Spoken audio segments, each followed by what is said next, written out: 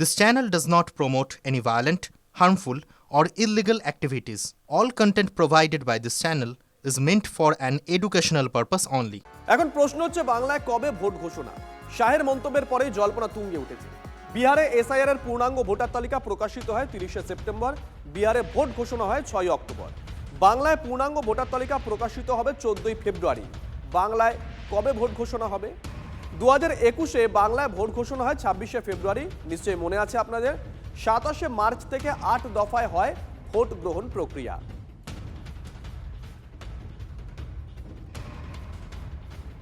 অমিত শাহ গতকাল যে কথা বলেছেন তারপর থেকেই শুরু হয়ে গেছে প্রশ্ন, তাহলে কি ভোট এবার এগিয়ে আসছে? নিশ্চয়ই মনে আছে আপনাদের যে এর আগে 2021 সালে বাংলায় ভোট ঘোষণা হয়েছিল 26শে ফেব্রুয়ারি, আর 27শে মার্চ থেকে 8 দফায় হয়েছিল ভোট গ্রহণ। এই মুহূর্তে আমাদের সঙ্গে রয়েছেন বিশ্লেষক শুভময় মৈত্র। শুভময় বাবু, নিশ্চয়ই আপনিও গতকাল অমিত শাহের বক্তব্যটা শুনেছেন। আমরা দেখাচ্ছিলাম যে বিহারে এসআইআর প্রক্রিয়া কবে শেষ হয়, পূর্ণাঙ্গ তালিকা কবে প্রকাশ হয়, কবে ভোট ঘোষণা হয়, কিংবা 21-এ কবে ভোট ঘোষণা হয়েছিল, কবে থেকে ভোট শুরু হয়েছিল, ক দফা হয়েছিল, পুরোটাই দেখালাম। আপনার কাছ থেকে একটু মতামত জানতে চাইব যে অমিত শাহের এই মন্তব্য, এটাকে আপনারা কিভাবে বিশ্লেষণ করবেন? একেবারে উনি তো অত্যন্ত বড় মাপের বিজেপির নেতা এবং সর্বভারতীয় নেতা। তিনি যখন পশ্চিমবঙ্গে আসছেন তখন তিনি বিজেপির নেতা হিসেবেই মূলত আসছেন, এবং সেই জায়গায় দাঁড়িয়ে টেক্সট বুক রাজনীতি আমরা যেটা বলি, অর্থাৎ পাঠ্য বইয়ের রাজনীতি, সেখানে তিনি এসে অবশ্যই একটা সময়ের কথা বলবেন, যে সময়টা উনি যদি 15ই মে বলতেন তাহলে একেবারে সবকিছুই মিলে যেত, কিন্তু উনি 15ই এপ্রিল বলেছেন, হয়তো মাসখানেক আগে। এই নির্বাচনের দিন ঘোষণাগুলো সবসময় 15 দিন, 1 মাস এরকম এদিক ওদিক হয়, ফলে তিনি সময়টা একেবারে বুঝেই বলেছেন, এবং এটা রাজনৈতিক বক্তব্য। ফলে তিনি একটা রাজনৈতিক দলের নেতা, যারা প্রধান বিরোধী দল তারা ক্ষমতায় আসবে এই কথাটাই তো তিনি বলবেন। সেদিক দিয়েও 15ই এপ্রিলের পর বিজেপি যে ক্ষমতায় আসছে এই প্রচার, তিনি একটা প্রচারের সুরটা বেঁধে দিলেন। দ্বিতীয় হচ্ছে যে এসআইআর এর সঙ্গে এটা সম্পর্কিত। ফেব্রুয়ারিতে এসআইআর শেষ হবে আশা করা যাচ্ছে, এবং তাতে একটা পূর্ণাঙ্গ ভোটার তালিকা প্রস্তুত হবে, এবং তারপর আমার মনে হয় 1.5 মাসের মতন সময় থাকলে এপ্রিলে ভোট হতেই পারে। পশ্চিমবঙ্গের ক্ষেত্রে যে বিষয়টি গুরুত্বপূর্ণ সেটি হচ্ছে কতগুলি ভাগে ভোটটা হবে। ফলে সেইটা যদি অনেকগুলি হয় তাহলে কিন্তু 15ই এপ্রিলের মধ্যে হয়তো সবটা সম্পন্ন করা সম্ভবপর নাও হতে পারে। বেশ, ধন্যবাদ। সন্তান হারানোর যন্ত্রণার সঙ্গে হুমকির অভিযোগ। বেশি ঘুমের ওষুধ খেয়ে আত্মহত্যার চেষ্টা করলেন কি তামান্নার মা? অচৈতন্য অবস্থায় উদ্ধার করে তামান্নার মাকে হাসপাতালে ভর্তি করা হয়েছে। পরিবার কি বলছে? মহাদেব রয়েছেন আমাদের সঙ্গে, আমাদের সহকর্মী মহাদেব।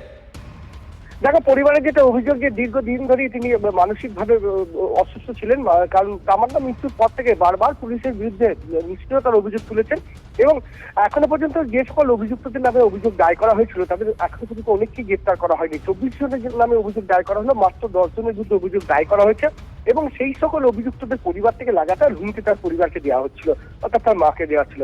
তিনি মানসিক অবসাদে ভোগার কারণেই চিকিৎসকরা তাকে ঘুমের জন্য ওষুধ দিয়েছিলেন, এবং সেই ওষুধ একটি করে খাওয়ার কথা থাকলেও গতকাল রাত্রে তিনি বেশ কয়েকটি ওষুধ খেয়ে ফেলেন, এবং তারপরে তিনি অসুস্থ হয়ে পড়েন। তাকে নিয়ে যাওয়া হয় প্রথমে গ্রামীণ হাসপাতালে, এবং সেখান থেকে স্থানান্তরিত করা হয় শক্তিনগর জেলা হাসপাতালে।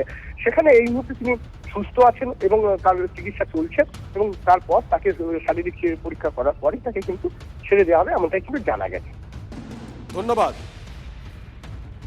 ওই যে একটা টেনশন, চাপের মধ্যে আছে যে আমার মেয়েকে ওরা মেরে দিয়েছে, তারা বাইরে আছে, তারা আমার ওপর হামলা করবে, আক্রমণ করবে, এরকম একটা আশঙ্কা। হয়তো আরও আলোচনা সব শুনছি যে যারা জেলে আছে ওরাও নাকি ছাড় পাবে, কি এরা বাইরে আছে এরা আক্রমণ করবে, এই যে একটা টেনশন। কালকে হয়তো রাতে অনেক চাপে পড়ে গিয়ে যে টেনশনের মুখে পড়ে গিয়েছে, ওই জন্যই ঘুমের ওষুধটা একটা জায়গায় ও একটা বেশি খেয়ে ফেলছে, হয়তো চাপে টেনশনে একটা আত্ম হয়ে দিয়ে শরীরটা একটু অসুস্থ হয়। আমরা পলাশী মীরা হসপিটালে নিয়ে আসি, ওখান থেকে আবার এখানে এফআইআর করে দিয়ে এখানে নিচে ভর্তি করছি। হুমকি আসামি বাইরে আছে, কেউ বলছে ওই আসামি অ্যাটাক করবে, কোনো আসামি ছাড় পাইলে গ্রাম তছনছ করে দেবে, এই যে একটা হুমকি ওনার কানে আসছে। তারপরে ওনার তো একটা ভয় আছে যে উনি মেয়ের জন্য যে আইনের লড়াই লড়ছে, ওনার উপরে তো হামলা হতে পারে, আসামিরা বাইরে আছে, এরকম একটা চাপ, টেনশন, চিন্তা, মেয়ের একটা চিন্তা। রাত্রিতে খাওয়া দাওয়া করে শোয়ার সময় তো একটা ঘুমের ওষুধ খাই, সেই সময় একটা টেনশনের মুখে ওরকম করে ফেলছে। আজ দুপুরে স্বামী জিয়াউরের পাশে সমাধিস্থ করা হবে খালেদা জিয়াকে। ভারতের প্রতিনিধি হিসেবে খালেদা জিয়ার শেষকৃত্যে থাকবেন বিদেশমন্ত্রী এস জয়শঙ্কর। ঢাকায় খালেদা পুত্রের সঙ্গে সাক্ষাৎ ভারতের বিদেশমন্ত্রী। এই মুহূর্তে আপনাদেরকে যে ছবি আমরা দেখাচ্ছি, নিশ্চয় মনে আছে খালেদা জিয়া যখন হাসপাতালে ভর্তি ছিলেন তখন প্রধানমন্ত্রী নরেন্দ্র মোদী তিনিও একটি পোস্ট করেছিলেন সোশ্যাল মিডিয়ায়, বার্তা দিয়েছিলেন ভারত সব রকমভাবে পাশে আছে। সায়ন্ত আমাদের সঙ্গে রয়েছেন। সায়ন্ত, বাংলাদেশের অস্থির পরিস্থিতি, একাধিক ওখানকার ছোট বড় মাঝারি নেতারা তারা ভারত বিদ্বেষী কথাবার্তা বলছেন। এই বিএনপির অনেক হুঙ্কার দিয়েছিলেন, ভারতের বিরুদ্ধে অনেক কথা বলেছিলেন, তারপরেও কিন্তু ভারত প্রতিবেশী হিসেবে যে দায়িত্ব পালন করার সেটা পালন করে যাচ্ছে। আজকে এই ছবিটা বোধহয় তারই প্রমাণ। সায়ন্ত, একদমই সময় দেখো, পড়শি দেশ অর্থাৎ বাংলাদেশ, তার কিন্তু যাবতীয় কল্যাণে হোক, যাবতীয় সমস্যার সমাধানে হোক, ভারত বারবার এগিয়ে এসেছে। এবং এই পরিস্থিতি কিন্তু বাংলাদেশের তরফে রাজনৈতিক নেতা হোক বা অন্যান্যরা যতই উস্কানি দিক না কেন, ভারত কিন্তু পাশে থাকার বার্তাই দিচ্ছে।